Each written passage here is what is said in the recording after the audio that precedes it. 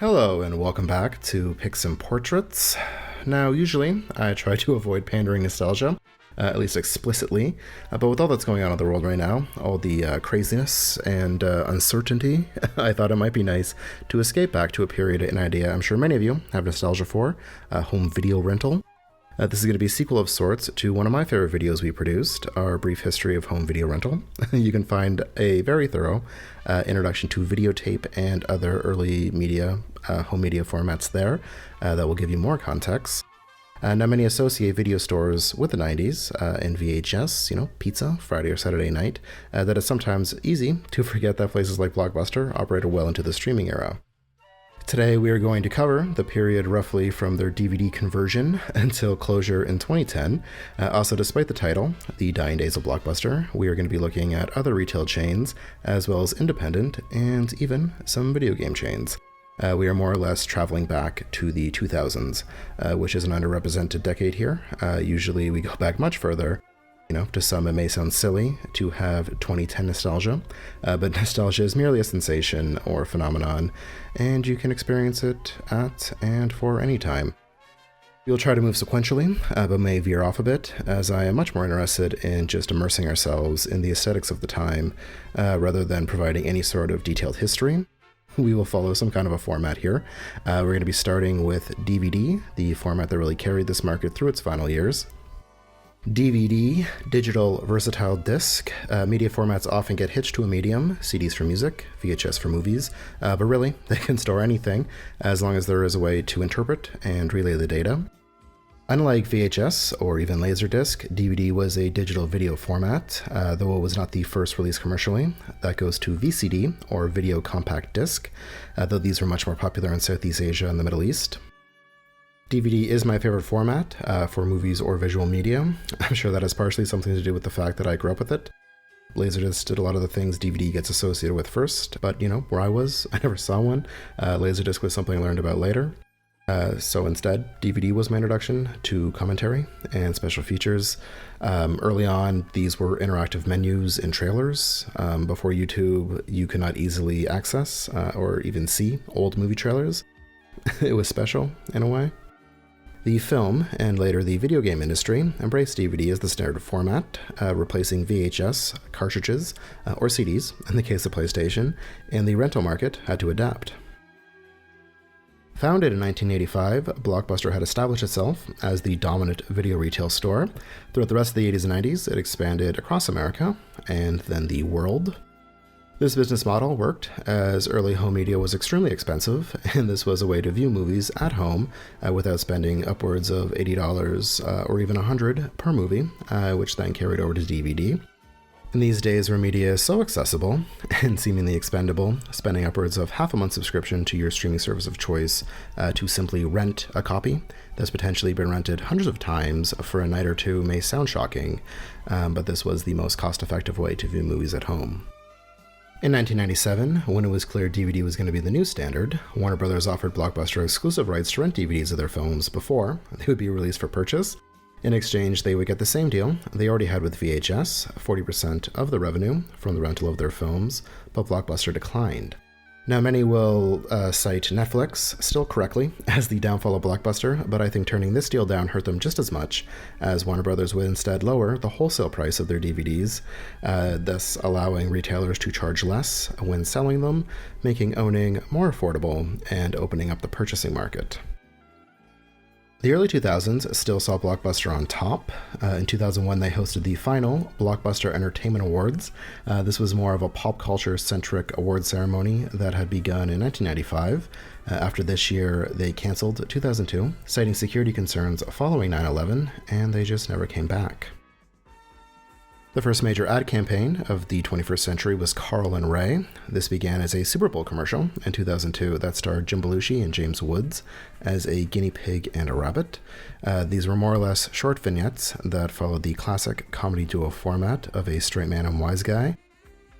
The humor came from the reaction to new deals like multiple rentals for a low fixed price or guaranteed stock. This was one of the bigger ways larger chains competed, or flat out crushed independent stores. If there was a new movie out, it was guaranteed to be in stock, or you would get it free next time. They just ordered several copies and would simply sell off excess copies once the hype died down. The early 2000s was also a period where gaming was exploding, spurred by the Xbox, an American console entering the market, and the fact the PS2 also served as a DVD player. At the time, these were still very expensive.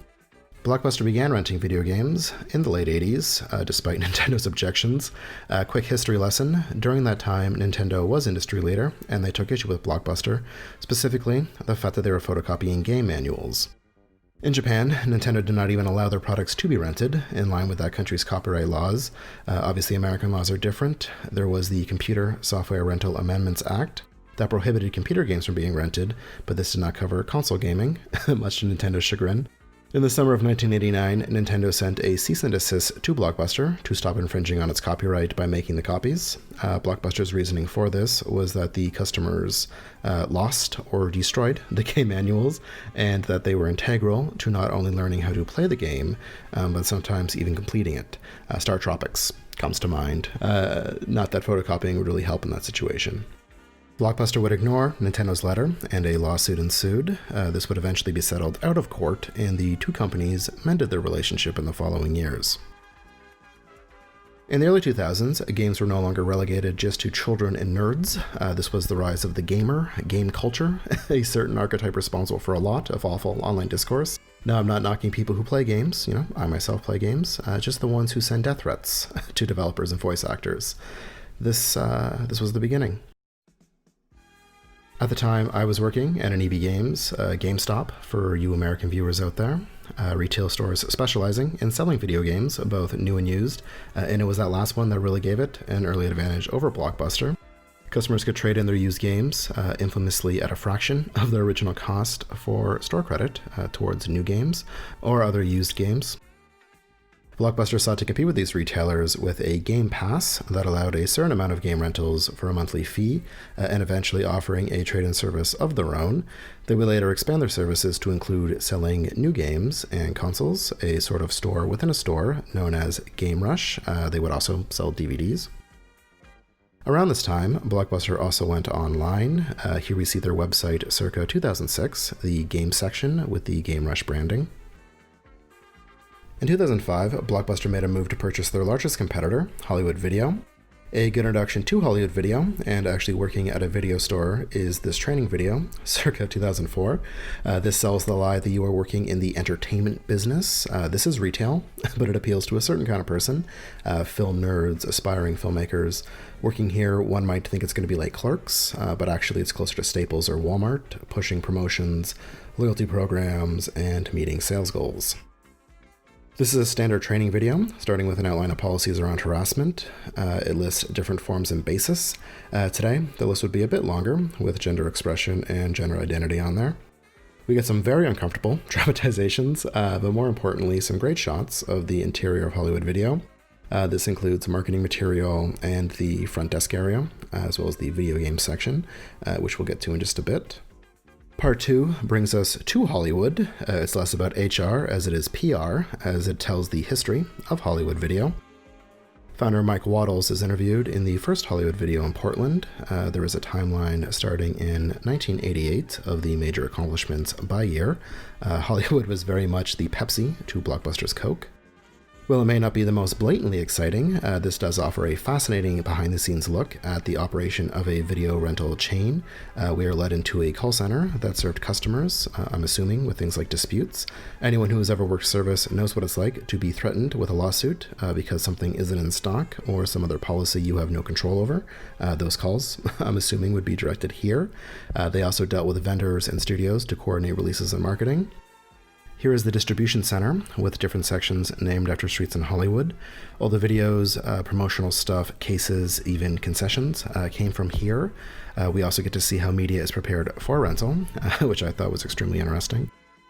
When we finally get in store, we learn the planned layout of each store and are introduced to their guaranteed stock program, which is more or less the same as Blockbuster's. The rest just has to do with the mission statement. Part 3 is a robbery simulation that is very upsetting and not really relevant. It's intercut, actually, with interviews of employees who experienced a robbery or trauma. To really date this, the final part is a Jackass parody, complete with a warning. It's known as Knuckleheads, and is basically a safety video where exaggerated stunts a la Jackass are presented as the wrong way of doing things, so you can calmly be shown the correct way. Like Blockbuster, Hollywood had their own video game section, Game Crazy, that we've seen throughout this. They actually beat Blockbuster to the punch. Game Crazy was founded in 1999 and would almost always be contained within a Hollywood video. In 2005, instead of going with Blockbuster, Hollywood Video was instead bought out by the smaller Movie Gallery, which I really couldn't find much material on, though they would continue operating as Hollywood Video, a subsidiary rather than straight up converting to Movie Gallery. Now, before we see how everything fell apart, I'd like to quickly look at local independent video stores. During this decade, we talk a lot about accessibility, but affordable recording technology and video hosting platforms like YouTube gave local video stores, indies, a platform. My favorite is this one for a video game store that also sells or rents anime, or Japanese animation, as it's referred to here. This even resulted in some unofficial commercials from larger places. I'm assuming these are for franchise locations. Here is a homemade commercial for Movie Gallery that is a great snapshot into the realistic day-to-day functioning of a store, rather than a dressed-up, idealized corporate version we've seen so far in promotional material. I think that this is an accurate depiction before the bottom totally fell out. The warning signs were there. Blockbuster introduced a bunch of new policies, like abolishing late fees in 2005. Commercials were produced celebrating this, like they already knew it was an awful practice. They also produced a series looking at what life looked like after late fees. Anecdotal experiences are presented, like a busy mother not having to worry about getting charged because she couldn't make it to the store in time. In reality, this only gave customers a week past the due date before they were charged the full price of the movie or game, which predictably led to legal action as customers believed the advertising to be misleading.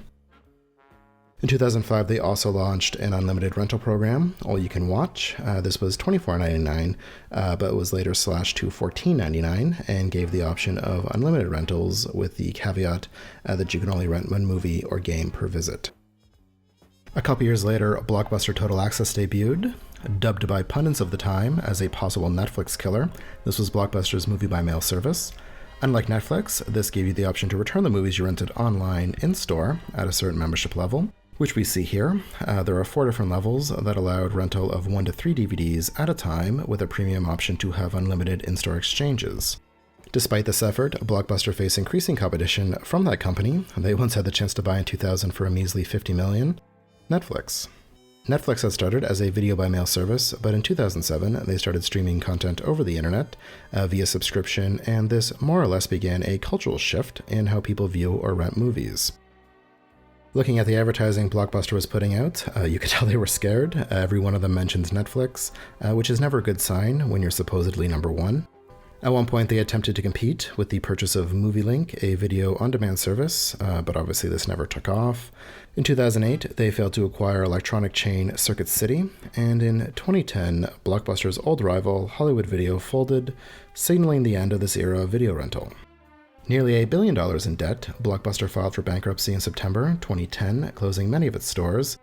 The following year, satellite TV provider Dish Network purchased its assets and attempted to keep 500 of its corporate stores open. Most of these were shuttered by 2014, and between then and now, all the franchise stores have followed suit. This period saw a huge jump in terms of visual media, as you have seen, from standard to high-definition analog to digital video. It also kicked off, which we will see more of in the next decade, but the move from physical media to digital media, at least in terms of popularity. Overnight, many retailers, or at least their DVD sections, simply disappeared with the shift to online. I get people having nostalgia for this period, the movie store just like the mall, I certainly do, but media is so much more accessible these days, especially now that more specialty streaming services have emerged. Blockbuster was great, but it was extremely limited when it came to niche content. The idea of spending $5 to rent one movie, even for 5 nights, doesn't hold up to spending $10 a month for a massive library of titles and TV shows, and for unlimited access and on demand.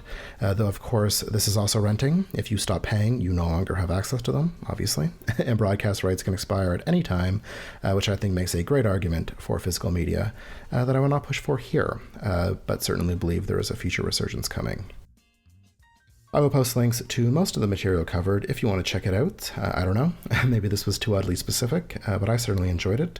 Let me know some of your favorite video store memories from this period down in the comments. If you like this video, give us a thumbs up, subscribe if you haven't, and if you have the means, please consider supporting us on Patreon. There should be an episode of Century of Schlock dropping soon. Patreon.com/picsandportraits. Thank you so much for interest in this channel, and thanks for watching. Stay safe out there.